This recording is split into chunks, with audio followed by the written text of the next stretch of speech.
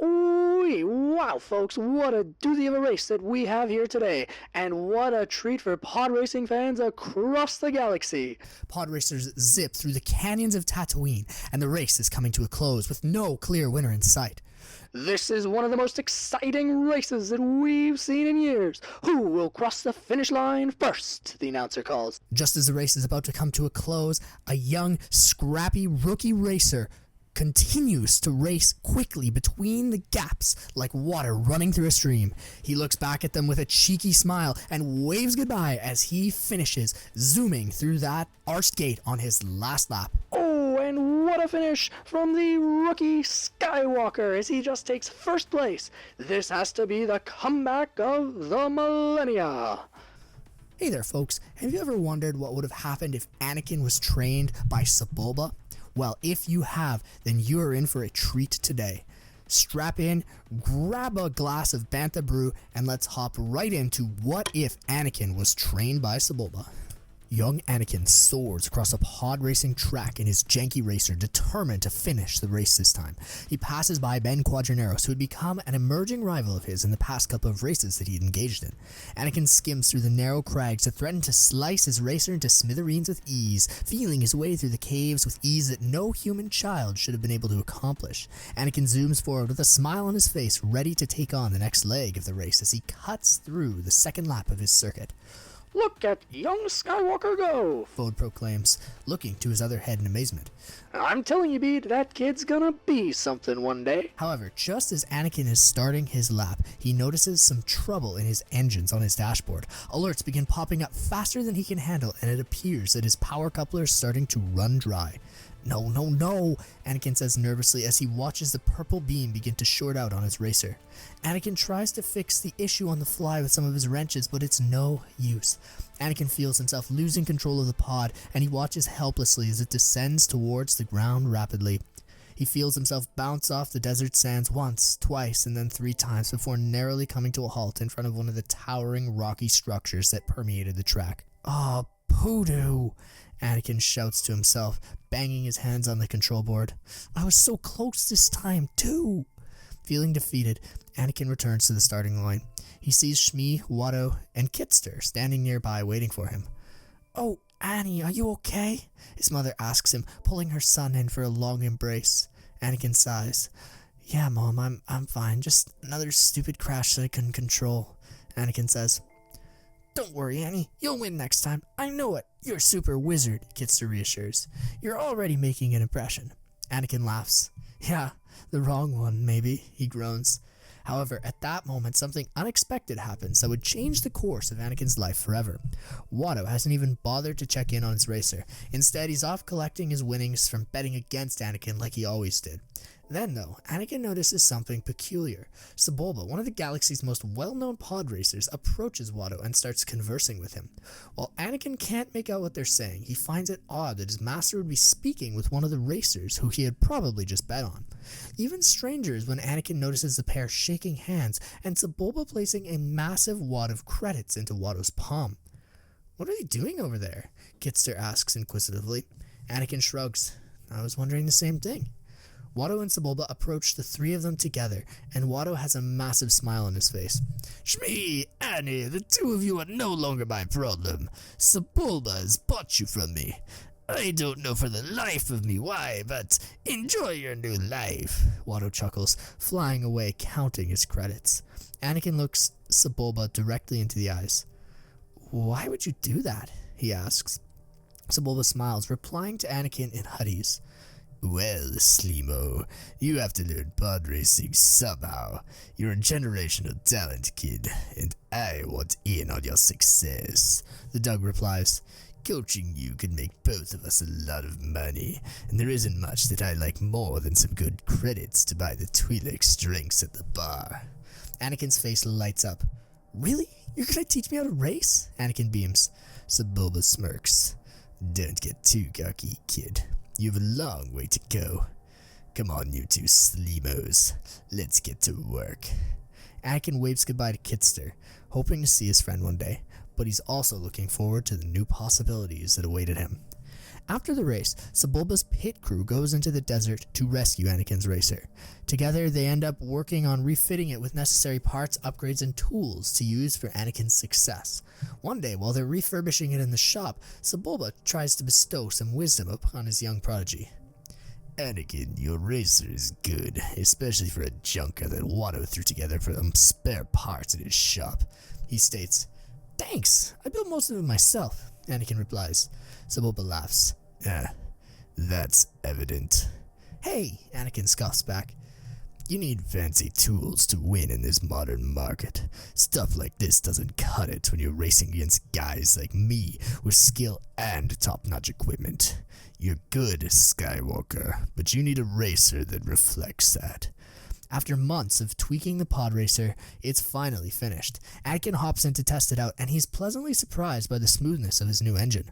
The power coupling is secure, and Anakin feels the power as he revs his racer to the maximum throttle. "Wow," he muses. Ready to give it a test run? Sebulba asks. Anakin nods emphatically.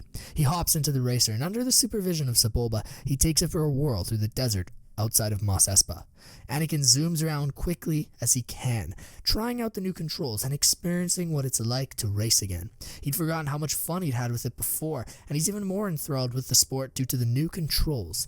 Anakin is extremely pleased with his performance, and even the cynical Sebulba nods his head in approval. Not bad, Boonta Eve. He smirks. As Anakin grows older, he continues to train with Sebulba. Shmi works around Sebulba's house during the day, constantly worrying about Anakin's well-being. She also worries about the deterioration of his character. Sebulba has a reputation for incorporating some nasty tricks into his arsenal during races, determined to do anything that he can to win. She hoped that Anakin wouldn't do the same. She taught him well, though, and she believes that her son will stick to his principles. She's also worried when Anakin returns home with bumps, bruises, and countless cuts from his training. However, even though he's frustrated, Anakin is determined to continue, despite warnings from his mother. Even though he has to run away from rogue Tuskens in the desert, and sometimes crashes into giant rock structures, causing Sebulba to laugh at him, he's okay. He loves the sport, and he's determined to actually finish. One day, when Sebulba's working with Anakin in the shop, he tries to teach the young boy a lesson about the sport. You see this wrench? Sebulba asks as Anakin had turned 12. Yeah, what about it? Anakin replies. What can it be used for? Sebulba asks. Well, that's easy, fixing pod racers. What kind of question is that? He inquires. The Doug smiles. I see that you're not thinking creatively enough. Sebulba walks over to Anakin's racer. What would happen if I threw this into the engine while it was running? Anakin is appalled by this line of questioning. Well, it would wreck it, of course. Sebulba smirks. Exactly. You have to do whatever you can to win, kid, no matter what your mother says. What can fix things can also destroy them. Dirty tricks aren't off limits in pod racing. Anakin shoots him a dirty look in response. That doesn't mean they're the right thing to do, he says. Sebulba shrugs. Suit yourself, Anakin. I thought you wanted to win. Maybe I was wrong. Anakin frowns, knowing that his mom would never approve of this course of action. However, Sebulba did have a point. One day, as Anakin soars through Beggar's Canyon during his training, propelled forward by his immense skill and the fancy racer that had been created by Sebulba's team, the Doug is impressed by Anakin's maneuverability. The way that he hugged the walls of the canyon by pressing his racer tightly into corners and shortcuts that he wouldn't dare touch put a smile on his face, and he sees that Anakin has improved greatly. This is measured empirically when Anakin finishes the Beggar's Canyon run with a new personal record, causing him to leap out of his racer for joy when he concludes it. "Wow, that was so wizard!" he exclaims. Sebulba takes a hard look at Anakin, seeing how much he had matured and improved since he had started coaching him. Do you think you're ready for another race, kid? He asks. "Am I ever?" Anakin replies, punching the air with joy. Sebulba pauses, looking Anakin directly into the eyes. Good. I think so too. We're signing you up to the upcoming Boonta Eve Classic. Don't disappoint me, he barks. Go take the night off with your mom, kid. You deserve it. Anakin runs away, excited to tell his mom about his big news. He waves to Sebulba, and the Doug nods in approval. Perhaps the little piece of Boonta Eve was actually starting to grow on him. When the time finally comes for Anakin to race and he's sitting on the starting line, his heart races. Adrenaline pumps through his veins. He sees the crowd and his mind was filled with memories of his last race. This time, he visualizes his success beforehand. He sees himself zooming through that finish line, hopefully in first, but honestly, Anakin just wants to conclude the race this time. He wants to set a new standard for himself going forward, and he knows that he can do it. After his 4 years training with Sebulba, he is confident. Good luck, kid, Sebulba says, patting him on the back, giving him the thumbs up before the race. You got this, Slimo. Don't make me look bad, he says before walking away. Anakin smirks. I won't let you down, Sebulba, he replies. Then Anakin sees his mom and Kitster waiting for him up in the press box. He waves at them, hoping that they see him. Sure enough, Shmi does, and she waves back. Kitster jumps for joy, hoping that his friend is going to do well. That's when the gong sounds and the race begins. Anakin zooms through Beggar's Canyon, avoiding Tusken Raider shots and knowing how to hug those corners just like he'd practiced with Sebulba those many times before. He goes on the track and he zooms past many racers, including ones who'd been in the sport for a long, long time. Fold makes a comment as Anakin zooms past Orty Mandrell, a veteran of many years. Oh, and that's got a sting for the veteran podracer, he says. Mandrell's been at it for years, and now he's being passed by the young Skywalker, who is a rookie on our track today. What a surprise, eh, Bede? Fode says, looking to his other head. Bede responds prominently in Huttese as Anakin continues to dominate the circuit, passing by many other racers. Sebulba's pleased at its racer and nods his head, especially when Anakin takes the hard route, jumping over top of that construction route that we see in The Phantom Menace and hopping in front of many other racers. As the second lap starts, Anakin is in second place and he is doing absolutely phenomenally. However, this is when his engine troubles start again. Even with the new equipment, Anakin can still feel nervousness rising in him when he sees that his power levels are low. So he balances the power levels in the two engines calmly and continues the race. This takes some time though, and he must stop to be addressed by the pit crew. He throws one of his wrenches against the wall, cursing in Huttese. Sebulba comes over and nods to his racer. It's okay, kid. You're doing well, he says. Don't worry about it. Anakin looks at Sebulba. But now I'm going to be places behind these guys. Sebulba shakes his head. No, Anakin. Remember, your plan was to finish this race, not to come in first. Any improvement is good. Keep going out there and make sure you do well. Just remember, if you don't finish, you're gonna make me look bad, Sebulba says. Anakin goes out and zooms across the track for his second lap. Unfortunately, he's unable to catch up to the racers like Ben Quadraneros, who continue to narrowly edge him to victory. Anakin is upset by this, and he races by on his third lap, frustrated by what had happened with his mechanics. He also knows that if the mechanics hadn't failed, he still would have slowed down, as he would have gotten cocky. This is a good moment of self-reflection for Anakin as he comes in after the third lap, happy to have at least finished. Anakin places 6th, and he is quite pleased that he had passed some of the legendary pod racers like Ellen Mack and Neva Key. Well, this is a spectacular showing for our young Skywalker who places 6th today, Fode says. Much better than his last race a few years ago when he was only 8 years old and didn't even manage to finish.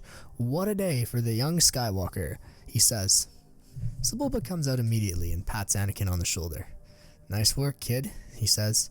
And you made yourself a decent amount of money, too. Remember, though, I take 55%, he smiles. Sebulba takes the cash off the top of his hand, and Anakin is still left with a decent chunk of money. When Shmi comes out and hugs him, he shows her his winnings. Look, Mom, we have enough to buy our own place now, he says. Shmi smiles. Oh, Anakin, how lovely. You did great out there. It kills me every time I see you race, but this time I could see your passion. I know that you were in it to win it, and next time you'll do great, she says. Anakin had made improvements. While he still had a long way to go, this was a good start for him. And now, The only way that Anakin could go was up. After Anakin gets some rest and buys a place with his mom, Sebulba comes over and asks him a question. So, Slimo, do you think you're ready to take on the galactic circuit? He asks. Anakin smiles. Of course I do, don't you? Sebulba smirks in response. I sure do, kid. Look, if you're going to join the galactic circuit, we're going to have some fun, and we're going to travel across the galaxy. And, even better, the first planet we're going to, my home world of Malastare. Oh, I can't wait to show those guys what my racer can do. How does that sound, Skywalker? You want to go for some adventures? Get off this old dust ball? Anakin smiles. Absolutely I do. It would be my dream come true. Sebulba looks Anakin directly in the eye. It's not going to be easy. The life of a podracer is tough. You've got things to do. You've got a lot of media announcements to make. You have to train hard. And, of course, you have to deal with all those companies trying to sponsor you. It can be a nightmare sometimes. But it's also fun. Are you ready to go pro, Anakin? Sebulba asks one more time. Anakin looks back at his coach. It's all that I've ever dreamed of, he says. All right then, kid. I guess we're going to Malastare. Sebulba laughs. When Anakin arrives on Malastare, many people are absolutely enamored by him. They'd seen him in the Holo News, and they recognized him as the only human who had ever been able to race, especially at such a young age. They fawn over him, and Anakin ends up signing many autographs. He's surprised, but he's also humbled by the experience. It's good to know that he can be an inspiration for the galaxy at large. For this event, the senator from Malastare is the special guest in attendance, and he is the one that sounds the gong that starts the race. Malastare is a very different track for Anakin than Tatooine was. However, after some practice with Sebulba in the caverns and the strange twists and turns of this planet, Anakin feels that he has the hang of it. He zooms by, continuing to pass many prominent pod racers that he had grown up watching, which only contributes to Anakin's further excitement. He feels everything flowing through him, the emotions, the confidence, the incredible concentration that it takes to continue racing, and he passes by so many in his first lap, leaving them in the absolute dust. Anakin finds the track on Malastare much easier than the one on Tatooine, especially given the fact that there were no rogue Tusken Raiders trying to shoot him down. His training with Sebulba over the years had paid off, and when he starts his second lap, he's far ahead of many of the racers. He continues to zoom past somebody that he'd grown up watching, and he waves a little bit of a hello to them as he continues to make his way through the crags and the cracks in the grounds of Malastare. Anakin is so happy. This is exciting, and even better, he isn't having any mechanical troubles on this race. It seems like everything is lining up for him, especially when he crosses the line and starts his third lap, narrowly behind Ben Quadraneros, his rival from the last race. They're neck and neck, and Anakin pushes back and forth with Ben, hoping to finish. Then he remembers something that his coach had instructed him about. He pulls out a wrench from his pocket, and he throws it into Ben Quadraneros' engine. The alien looks at him, shocked, especially when his engine explodes and Anakin zooms by, using one of the dirty tricks that Sebulba had taught him, to the immense pleasure of the crowd, who roars in eager anticipation as Anakin crosses that line. Anakin had won. First place. This is incredible. He jumps out of his racer and is swarmed by media, fans, and so many other folks on the track. However, Anakin only wants to see his coach. Sebulba comes over and shakes his hand, proud of his young prodigy. Nice work, Anakin. I see you finally took my advice, he says. However, Shmi isn't so happy. She looks at her son after the race and shakes her head in disappointment, walking away. Anakin's heart sinks. He knows that he'll have won a massive amount of money for him, his mother, and his coach. But at the same time, he'd broken the code that Shmi had brought him up with. So, when the media comes to talk to Anakin, he announces that he's happy about the win. "So, how did you win today, Skywalker? What's your big secret?" they ask him. Anakin smiles. "Well, I owe a lot of it to my coach. I dedicate this win to him, and my mom, who's been with me all these years." I'm sorry you had to see me do that on the track, though, Mom. That was a little rough. But, hey, pod racing is pod racing, and there aren't too many rules to the sport. I can do whatever I want and still win, Anakin says. The crowd laughs. Well, we look forward to seeing you race in the future, the reporter states before going back to his post. Anakin leaves Malastare on a high.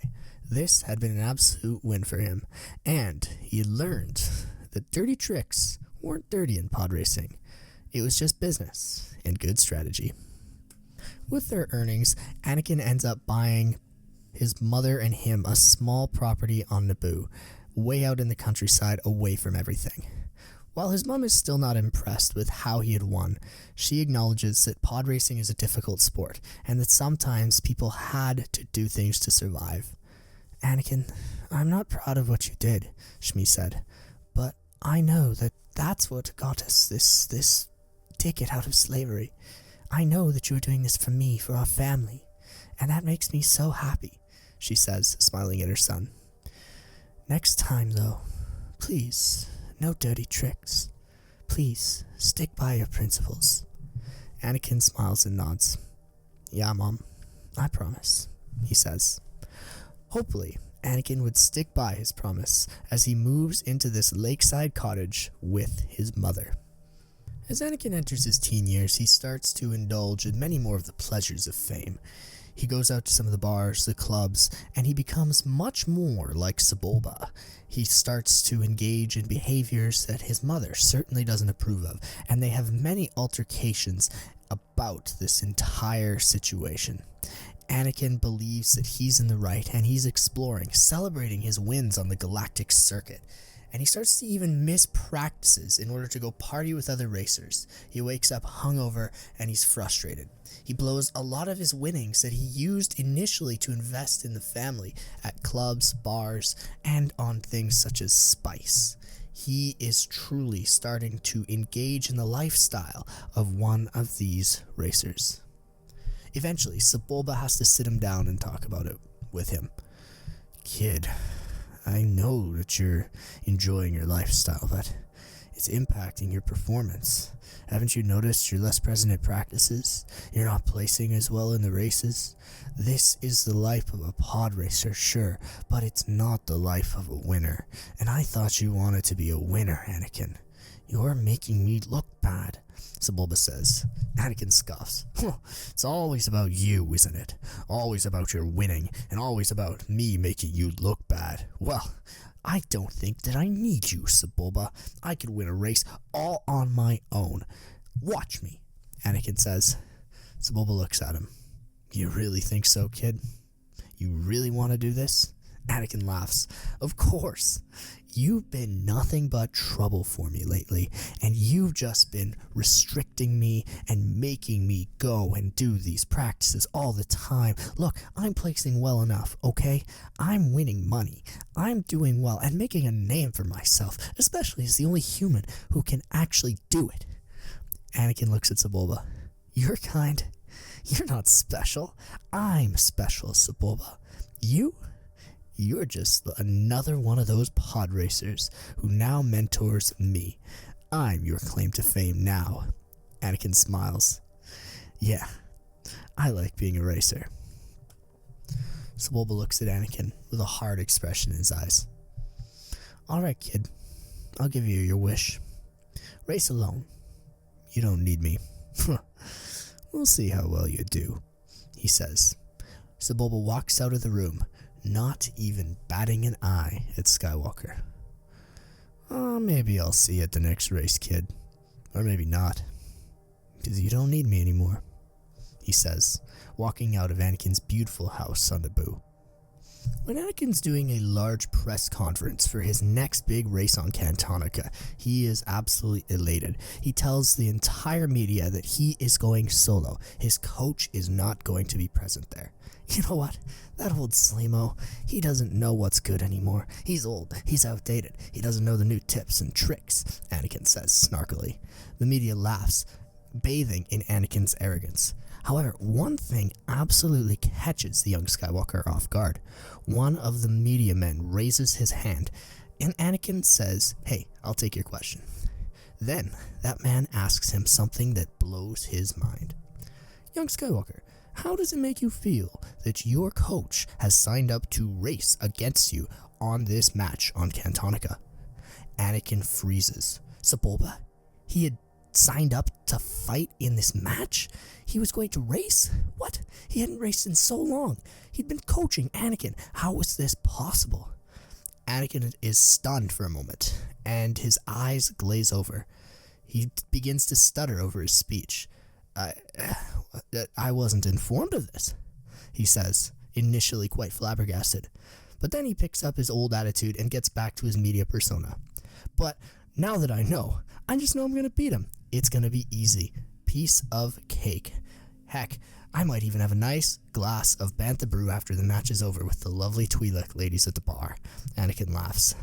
The rest of the crowd chuckles as well. Anakin's arrogance is portrayed all across the Holo News, and people eat it up. However, some of the old cadre of racers frown upon Anakin's arrogance, saying that he would be wise to not underestimate Sebulba. Sebulba was one of the trickiest racers there was, and he would certainly find a way to slow down Anakin.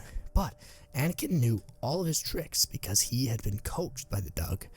That's why he turned out this way, because he picked up on a lot of Sebulba's mannerisms and habits, and now here he was, ready to take on that match on Cantonica. Soon, a massive race would take place between learner and the master. Who would win? That is the question. When Anakin starts the race on Cantonica, he is ready. He watches as Sebulba pulls up beside him. He looks at his coach with malice in his eyes. The track is long, and it's quite simple compared to many of the other ones due to its strange location on a very vibrant and incredibly wealthy planet. Anakin believes that this track is going to be smooth, and he quite honestly didn't practice a whole lot for it. Sebulba, on the other hand, well, Anakin would just have to wait and see how much preparation his old master had put in. When the hammer goes, and when everybody is ready to go, and the announcer cues the race, Anakin zooms off. He is initially in first, zooming through many of the twists and turns of the Cantonica caverns. He's looking forward to the end of the race, because this just feels like a snooze fest. It's incredibly easy. So Anakin continues to zoom on, happy that he's beating both Ben Quadraneros, the legendary podracer who would always give in troubles, and Sebulba. He even starts to slow down a little bit as he ends his first lap, slightly cocky and thinking that he wants a challenge in these caverns. He waves at the crowd who absolutely adores him, and he continues to soak in their cheers. Well, it looks like Skywalker's running away with this one, Fode says to the audience. We'll see how the next 2 laps play out, but he has quite the lead, Fode says. Anakin continues to race, and he continues to do so at a slow pace. There is nothing that's holding him back. There are no mechanical failures, and he zooms by, hoping that everything is going to continue to go well, so that when he saw his master at the finish line, he would be able to brag. He also wanted to brag him in a race that he was going to absolutely annihilate his master on. So again, he continues to slow down, hoping to taunt Sebulba as it came to an end. As he continues to slow down in his second lap, Sebulba gains on him. Well, it looks like Skywalker might be throwing this one, Fode says. Why is the young man slowing down? His coach is catching up on him. This drama is going to be spectacular for HoloNet News tonight, Fode says. Bede responds in Huttese, agreeing fervently. Eventually, Sebulba catches Anakin, and the apprentice looks the master in the eye. He smiles, knowing that he was now going to cut past Sebulba. He knows all the old man's tricks. Sebulba smiles at Anakin and gives him a little eyebrow raise. He then decides to grab a wrench. Anakin looks at the wrench that Sebulba has placed in front of him, and he just smiles and laughs. That's not going to do any good here, Sebulba, Anakin says, knowing that his master couldn't hear him, but hoping that maybe his words were transmitted to him. Sebulba smiles and then shakes his head, knowing that the wrench had distracted Anakin. So, instead of throwing the wrench into his engine, Sebulba just knocks him into the side of one of the caverns. Anakin spins out of control, confused, wondering what was going on, and knowing that he had screwed up in underestimating his master. He flies into one of the walls, and his pod racer is absolutely decimated. Anakin gets up, a little bit shaken up, but not too injured, shaking his head. He had failed. He'd become far too arrogant, and now Sebulba was running away with the race. The master was still greater than the apprentice, and he still had some old tricks in the bag. Wow, what a race that was! The Skywalker that we assumed was going to be running away with it actually lost, Fode says. Sebulba, his coach, comes out on top. Oh, well, this will be a fun interview for after. At the end of the race, Sebulba and Anakin end up having a chat. Hey kid, no hard feelings. I just wanted to teach you a little lesson there that my coach never did teach me, Sebulba says as Anakin comes back to the finish line with a slight limp in his walk, but nothing crazy. Anakin nods. I know, Sebulba. I was being stupid. I got lost in the emotions, and I forgot that you taught me everything that I know. This is just ridiculous. I'm so sorry, he says. Again, no hard feelings, kid, Sebulba says, reaching out his hand and shaking it. The Hollow News Net media comes and swarms the pair, wondering what had happened. Anakin gives a long apology to them, and he says that now he would be working with his master much more closely.